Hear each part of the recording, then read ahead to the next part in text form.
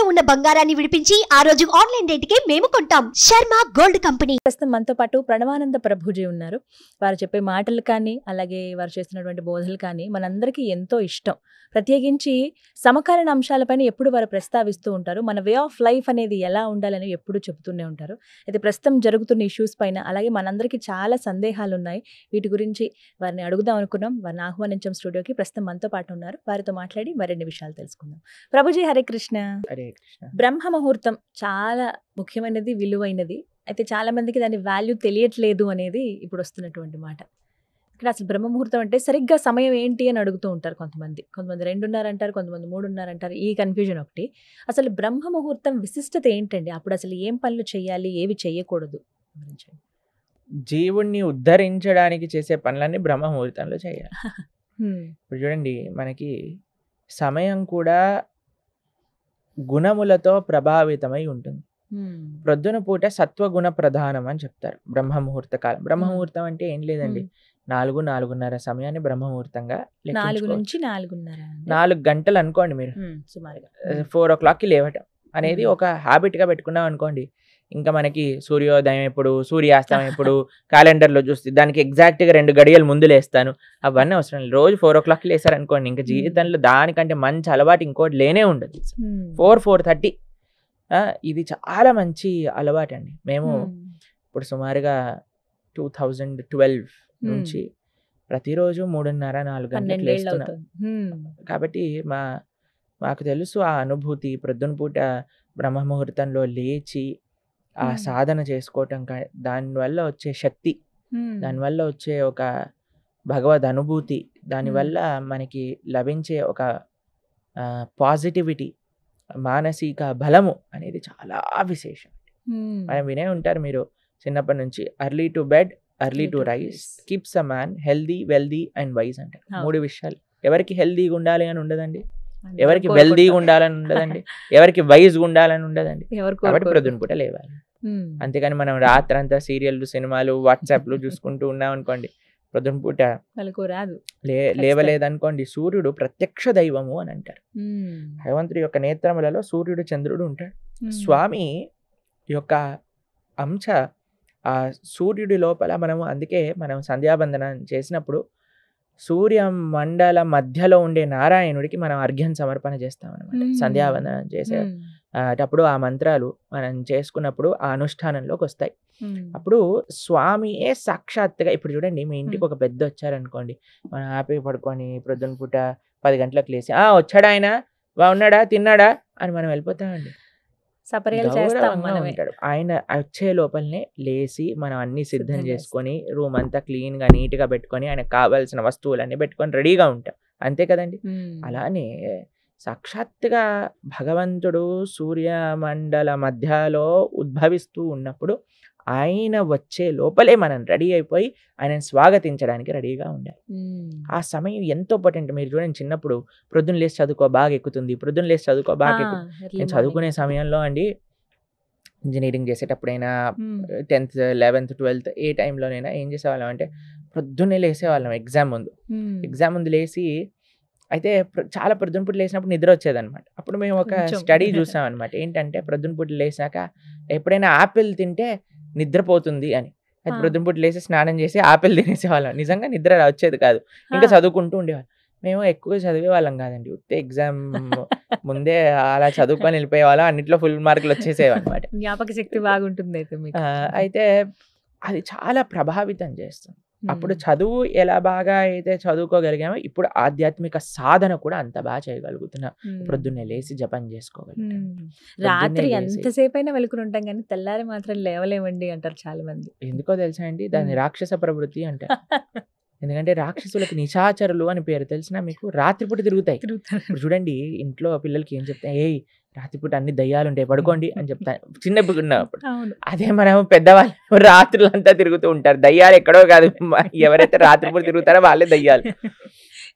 కాబట్టి మనము ఒక మంచి మనిషి, ఒక మంచి బిహేవియర్ ఉన్న, డిసిప్లిన్ ఉన్న వాళ్ళు ఏం చేస్తారు అని అంటే త్వరగా పడుకుంటారు. మీకు ఒక విషయం చెప్తానండి, ఇక్కడ ఇండియాలో నేను చూస్తే చాలా మందికి 10-11 కామన్ టైం నిద్రపోవడం. 11:30, 12. 11 మీకు ఒక దాటాలి విషయం అంతే. చెప్తే ఆశ్చర్యపోతారు. ప్రపంచంలో మేము ఎక్కడికి వెళ్ళినా చూస్తాము 6, 6:30, 7, 7:30 కల్లా అన్ని మూసేసుకొని పడుకుంటారు. హా. హా. అంటే సాధారణంగా పల్లెటూర్లలో ఇలా చూస్తాము. ఇప్పుడు పల్లెటూర్లలో కూడా అన్ని ఊర్ల పైన డిష్లు ఉన్నాయి కదండి, వాళ్ళు కూడా నిద్రపోనివ్వట్లేదు. ఎందుకంటే అన్ని తలుపులేసుకొని మెయిన్ ఇంట్లో సీరియల్లు 8:30, 9కే కదా వచ్చేవి. అవును. కాబట్టి పల్లెటూర్లలో ఎలా పడుకుంటున్నారు చెప్పండి. పల్లెటూర్లలో లేదు, సిటీలో లేదు, అన్న ఒకటే అయిపోయాయి ఇప్పుడు. ఎక్కడ నిజమండి అదైతే. సినిమా ఇంకా ఫోన్, టీవీ, ఫోన్ ఎక్కడైతే ఉంటుందో ఎక్కడైనా ఖరాబ్ చేస్తుంది. కానీ మేము పాశ్చాత్య దేశంలో చూసాం, ఆస్ట్రేలియా వెళ్ళినప్పుడు మేము చూసాం, అందరూ 7:30 అయిపోయింది అంటే అసలు ఏదైనా కర్ఫ్యూ ఉందా అని అనిపిస్తుంది అనమాట. అలా ఆ. ఉండిపోతుంది. అందరూ పడుకుంటారు, లైట్లన్నీ ఆఫ్ అయిపోతాయి. హ్మ్. ప్రొద్దున పుట్ట అందరూ లేచి ఎంత మంది మేము సంధ్యావందనం చేసుకోవడానికి వెళ్తూ ఉండేవాళ్ళం అనమాట నదీ తీరానికి. హ్మ్. అప్పుడు అందరు కూడా జాగింగ్ చేస్తూ ఎంత మంది, ఎవ్రీబడి ఇస్ సెల్ఫ్ కాన్షియస్. నేను ఆరోగ్యంగా ఉండాలి, హ్మ్. నేను బాగుండాలి, త్వరగా పడుకోవాలి, త్వరగా లేవాలి, ఎక్సర్సైజ్ చేయాలి. హ్మ్. మన వాళ్ళకి ఎప్పుడు చూసినా ఎంత లేట్ నైట్ అయినా ఏం పర్వాలేదు, కానీ అందుకే చూడండి మన వాళ్ళకి డిసిప్లిన్ మెల్లమెల్లగా పోతుంది. ఎందుకంటే మనం పాశ్చాత్య అలవాట్లు అని అనుకొని మనం ఇలా తయారైపోయాం. వాళ్ళు మాత్రం ఉద్ధరింపబడుతున్నారు. వాళ్ళు యోగా హ్మ్. మెయిన్, అమెరికాలో చేస్తారా? అన్నిటికంటే మెయిన్ ఏంటి అంటే యోగా, మెడిటేషన్, కీర్తన్. హా. లండన్లో మీరు చూడండి, మీరు రాధికా దాస్ అనే ఒక డివోటీ ఉన్నారు. ఆయన పెద్ద పెద్ద చర్చిలలో మొత్తం చర్చ్ నిండా అందరూ వేలాది మందిలో కూర్చొని అందరూ కీర్తన్ మెడిటేషన్, కీర్తన్ యోగా, కీర్తన్ చేస్తూ ఉంటారు. హ్మ్. కీర్తన్, మెడిటేషన్, యోగా, యోగా. ఈ 3 ప్రపంచ వ్యాప్తం అయిపోయాయి. హ్మ్. అందరూ భారతదేశానికి ఈ 3 నేర్చుకోవడానికి వస్తున్నారు. మనవారు మాత్రం రాత్రిపూట ఓటీటీలో ఆ వెబ్ సిరీస్ చూసుకుంటూ టైం గడిపేస్తారు. హ్మ్. ఇంత ఏమైనా కొన్ని టిప్స్ చెప్పండి ప్రభు, ఎర్లీ మార్నింగ్ ఏం లేదు, ఫోన్ తీసి అవతల పడేయండి. 8:30 అయిందంటే ఫోన్ స్విచ్ ఆఫ్ చేసేసండి. ఏమి ప్రపంచం మునిగిపోదు నువ్వు ఫోన్ ఆఫ్ చేయటం వల్ల, అది గుర్తుపెట్టుకోవాలి. అందరు అనుకుంటారు వామ్మో నా ఫోన్ లేకపోతే, నేను ఫోన్ ఆన్సర్ చేయకపోతే, నేను మెసేజ్కి రిప్లై చేయకపోతే ఏమవుతుంది? ఏమీ అవ్వదయ్యా, ఏమీ అవ్వదు. మనం కంట్రోల్ కాదు, భగవంతుడు కంట్రోల్ చేస్తున్నాడు ఈ ప్రపంచానికి. ఒక టైం పెట్టుకోండి, వాట్సాప్లో స్టేటస్లో పెట్టండి. ఒక ఆయన చూసి from today I'm not going to use WhatsApp for next 3 months అని పెట్టాడు. మళ్ళీ నెక్స్ట్ డేనే వాట్సాప్ స్టేటస్ పెట్టాడు అనమాట. అలా కాకుండా మీరు ఏం చేయాలంటే ఒక వాట్సాప్ స్టేటస్లో పెట్టండి, మీ డిస్ప్లే పిక్చర్ పెట్టుకోండి. ఏంటి అని అంటే after 8:30 I will be not answering any of the messages and calls. కనీసం ట్రై చేయండి మీరు. మీకు ఒక విషయం చెప్తానండి, నిద్ర రాక చాలా మంది కష్టపడుతున్నారు ఈ రోజులలో. దాంట్లో డాక్టర్ ఏం చెప్తాడు తెలుసా అండి, కనీసం పడుకునే 1.5 ముందు నుంచి స్క్రీన్ చూడకూడదు అంటే. 1.5 hours. ఆ స్క్రీన్ వల్ల, స్క్రీన్ లో నుంచి వచ్చే ఆ లైట్ మనస్సుని హైపర్ యాక్టివ్ చేసేస్తుంది అనమాట, నిద్ర రానివ్వకుండా. అందుకే అన్నిటికంటే బ్యాడ్ హ్యాబిట్ ఏంటి అంటే రాత్రి పడుకునే మరుక్షణం వరకు ఫోన్ చూసి ప్రొద్దున లేవంగానే ఫోన్ చూడు. వెంటనే ఇంతకు ముందు ప్రొద్దున లేవంగానే చేతుని చూసుకొని మనం ప్రార్థన చేసుకుని హరినామ స్మరణ, హరి అష్టకాన్ని చేసుకొని, భగవద్భాగవత ఆచార్యులకు ప్రణామం చేసుకొని, భూదేవికి దండం పెట్టుకొని, ఇప్పుడు ఎవరికి దండం లేదు, ఫోన్కి దండం. అమ్మా ఛార్జింగ్ ఉందా లేదా, అమ్మో ఛార్జింగ్ అయిపోయింది, ఛార్జింగ్ తొందరగా పెట్టండి, ఏ మెసేజ్లు వచ్చాయా ఏమైందో, మొత్తం ప్రపంచాన్ని ఈయన నడిపేస్తున్నట్టుగా.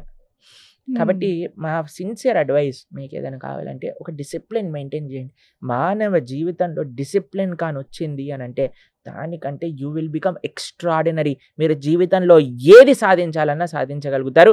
కొన్ని డిసిప్లినరీ యాక్షన్స్, యుక్తాహార విహారస్య, కృష్ణుడు అదే చెప్పాడు, discipline in eating, sleeping and defending. అన్నిట్లో మనం చేసే అన్నిట్లో కూడా డిసిప్లిన్ అనేది అవసరం. నిద్రలో చెప్తున్నాను, ఈజీ. ఎంత త్వరగా వీలైతే అంత త్వరగా తినేసేయండి. ఈవినింగ్స్ 6:30, 7 కల్లా అయిపోవాలి డిన్నర్. 8:30 కల్లా ఫోన్ పక్కన పెట్టేసేయండి. కావాలి అని అంటే ఒక మంచి పుస్తకం తీసుకోండి, పుస్తకం పట్టుకోండి, చదువుకోండి కొద్దిసేపు, మీ పనులు చేసుకోండి, మీ ఫ్యామిలీతో మాట్లాడండి.